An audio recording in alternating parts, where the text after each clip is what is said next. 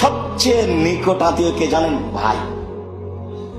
ভাইয়ের সাথে টিকে থাকা খুব কঠিন, অথচ একই পিতার পক্ষ থেকে সবাই এসেছে।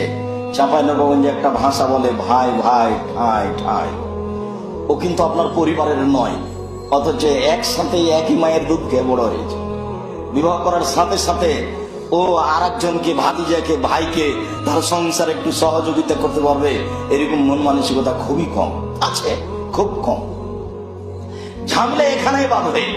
সবচেয়ে নিকট আত্মীয়ের সাথে সদাচরণ করো। পৃথিবীতে সবচেয়ে নিকট আত্মীয় হচ্ছে ভাই। আল্লাহ তাআলা বলেন অবিদিল কুরবা, নিকট আত্মীয়ের সাথে সদাচরণ করো। আমার চোখের দেখা, যেটা আমি একদিন বলেছি মনে হয়, আমাদের গ্রামে দুই ভাই মারামারি লেগেছে, ঝগড়া দিয়ে সব জিনিস ভাগ করছে, তো ঢেঁকিটা কেটে ভাগ করে নিয়েছে। কেটে ভাগ করে নিলে তাতে কি হবে?